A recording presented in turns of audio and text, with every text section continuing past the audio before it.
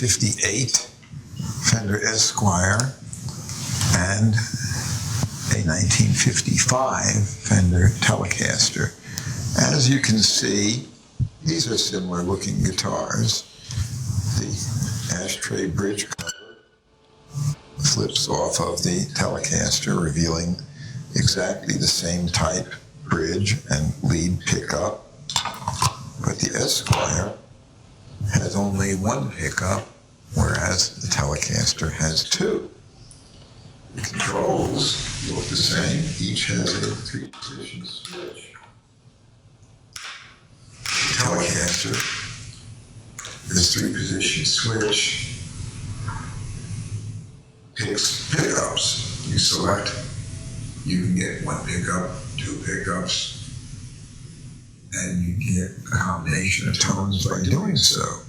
With the Esquire, you have only one pickup, but you have a 3-position tone switch such that you do get 3 distinctly different tones, just like Gretsch had volume knobs on their guitars, but no tone knobs on the early ones. And they had a 3-position pickup selector switch as well as a 3-position tone switch on Gretsch's. So electronics can do it in several ways. But the point is, the Esquire can give you 3 distinctly different tones, and so can the Telecaster. The Esquire is built to the same standards of quality as the Telecaster, and so far as its aesthetic appearance, with the exception of having only one pickup rather than having the rhythm pickup of the Telecaster, it looks and functions identically. Many people consider the bridge position pickup of the Telecaster to be one of the finest pickups that Fender has ever made. And many Telecaster players use primarily the bridge position pickup, which means that the Esquire, for these people, works every bit as well as the Telecaster. It's a very simple guitar to manufacture. No bindings, no fancy inlays. Fender had one of the ultimate guitars for simplicity of design, but form and function following very well together. The aesthetic lines of the Fender, many people consider to be one of the ultimate art forms in a guitar. It's not fancy. It's sort of like comparing Danish modern furniture to Chippendale. Both can be good, but the lines on the Fender guitar are exquisitely well drawn. The neck is extremely well conceived as far as shape, and just the feel of a Fender neck is very, very good. There's hardly anything that you can add that will make it better to play. But there certainly isn't much that you can take off, with the exception of the ashtray bridge cover. That won't, if you take anything else off, it screws up the playability of the guitar. But almost every player who uses a Telecaster or an Esquire, the first thing they do is they pop off that bridge cover. Because if you want to damp the strings with the palm of your hand, have your hand right there, that bridge cover is in your way. But for his whole time at Fender, Leo insisted that every guitar should have a bridge cover. And everyone did. Even the basses had the screw-on covers over the bridge, and also a metal guard over the pickup.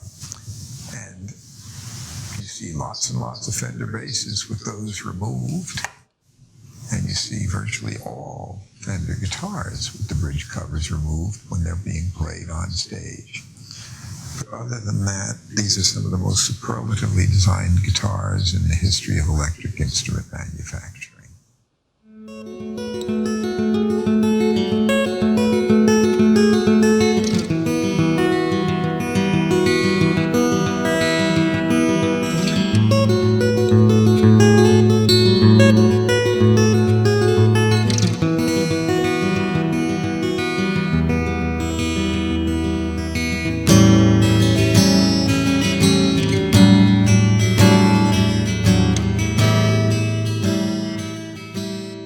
Leo thought that the bridge cover would affect the magnetic field around the strings and that it would improve the sound of the guitar. To my ear, I can't really claim that I hear much of any improvement to have the bridge cover on. Leo was not a player. He relied heavily on input from players.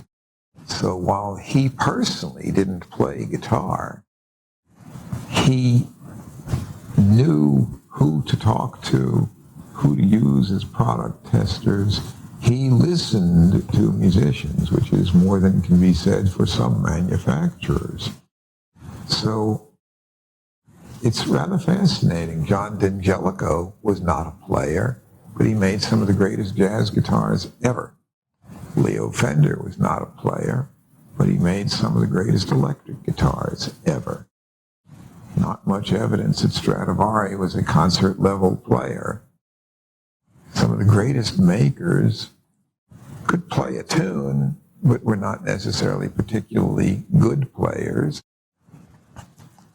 Most everybody agrees today that the bridge cover is simply in the way, and it was in the way even for the players back then. It's not that playing styles have changed so radically. Yeah, certainly there are players today doing things that were not conceived of in Leo's day. Leo didn't anticipate Roy Buchanan or anybody like Jimi Hendrix. But the fact is that his guitars are versatile. And there were very, very good players back then. People like Bill Carson or Joe Mathis. The people in Bakersfield were some very good players. He wasn't relying on much influence or advice from Nashville pickers back in the early 50s. But he certainly had access to some great musicians right there in the Los Angeles and California area that he used very extensively as product testers and for advice. Another interesting thought on the Esquire versus Tele. The Esquire's history goes back actually even before the Telecaster. The earliest version of the Esquire had two pickups and existed before there was a guitar called the Telecaster. It was designed early enough that it didn't even have a truss rod in the neck. And the neck's warped.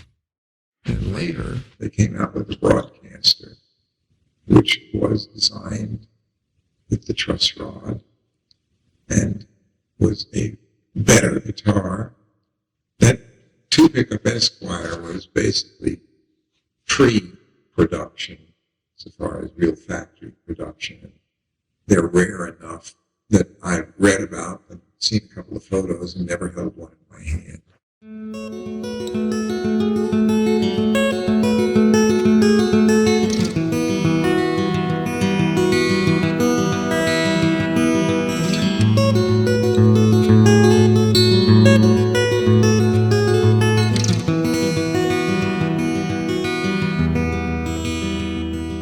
I do not think so, because the bridge design is actually that way so that it will be possible to clip on the cover. And if he hadn't done covers, he wouldn't have that edge of the bridge plate sticking up where it would be uncomfortable. So when it comes right down to it, I think that if we're going to pick something that is not a perfect design, there it is. Because almost every, and the other thing about the Telecaster that many people would consider to be a less than perfect design is it had 3 bridge saddles rather than 6, which makes it harder to intonate, particularly if you are using light strings with a plain third. In Leo's day, most everybody was using heavy flat wound strings with a wound third. Today, virtually nobody's using those on solid body guitars. There are some jazz players using them on hollow body electric acoustics. But they're not using flat wounds for rock and roll or R&B. So the 3-piece bridge was not so much of a problem if you were using the heavier strings. But when you use a plain third and light strings, 3-piece bridges are just harder to intonate.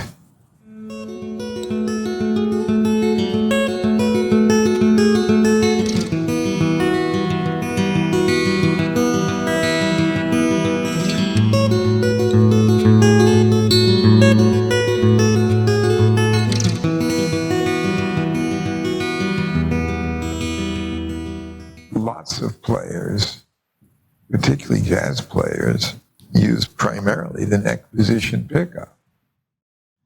And to not have that pickup limits the versatility of the instrument for many players. If you're playing lead rock and roll, all you really need is a bridge position pickup. Chet Atkins didn't ever use anything except the neck pickup.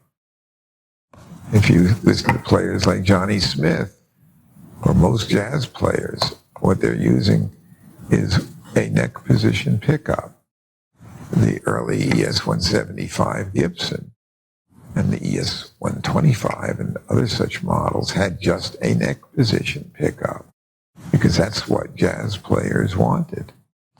But Fender opted to go to 2 pickups to meet popular demand. And later, of course, Fender put 3 pickups on the Stratocaster. Although Gibson also had 3 pickups on guitars, such as their ES-5 model. That even precedes the Fender Stratocaster. So the ES-5 with 3 pickups goes back into the late 40s. So the concept of having more than 1 pickup is not new. But Leo was a very good designer, but he was also a very good listener, and he had a good team. People like Freddie Tavares certainly seem to have had input, because when you look at some of the early Fender lap steels, when we know that it was Leo without a bunch of designers working with him, frankly, they're pretty clunky looking. They're well engineered, but their aesthetics are not that great.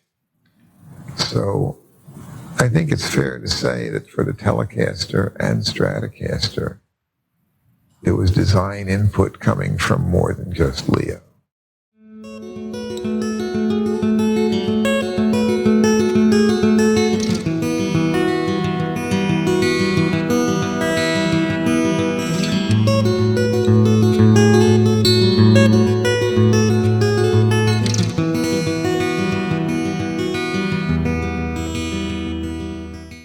The Fender Esquire was actually first announced in Musical Merchandise magazine in June of 1950. The Broadcaster didn't appear until later in the year, late 1950. And Broadcasters were made right on through February of 51. That's when Fender got a cease and desist letter from Gretsch that had a Broadcaster line of drums and banjos, but they had Broadcaster spelled with a K rather than a C, but still pronounced Broadcaster.